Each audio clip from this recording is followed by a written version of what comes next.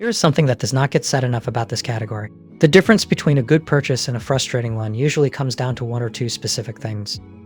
And most reviews do not actually tell you what those things are. Think about the situation where you are actually going to use this. Not the best case scenario, but the ordinary one. That is where products like this either earn their place or quietly disappoint you. The Nintendo Switch with neon blue and neon red Joy-Con is designed for people who have thought through that question and need something that keeps up. I want to tell you whether it does. Before this video, I looked at the alternatives at the same price point and watched how this one has moved on Amazon over the past few months. That context matters. Let me start with what I think is the strongest thing about it, which is about this item 3.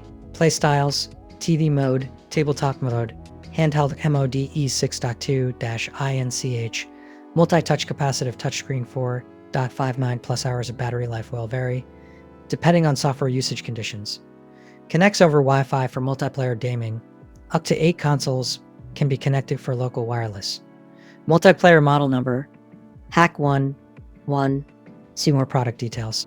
In practice, that means less friction in the moments where you need it to just work. The second thing worth knowing is the practical design choices. It is not flashy, but it is the kind of detail that you notice after a few weeks of regular use. Third is solid build quality. If you have bought something in this category before and had to replace it sooner than expected, you will understand why this one feels different. Now here is the honest part. It's not the right fit for everyone. I think it is worth knowing that up front rather than finding out later. For some people that will be a deal breaker, and that is a completely reasonable call. For most buyers looking at this though, the overall package still makes sense. Looking at the pattern of reviews on this one, there is a consistent thread. People who buy it for the right reasons tend to be satisfied. The critical reviews mostly come from buyers who had a different use case in mind. That tells you something useful about whether it fits your situation. On pricing, this one shifts around. I have seen it in a few different points, and the gap can be meaningful. The link is in the description so you can check what it is sitting at right now and decide if the timing works for you.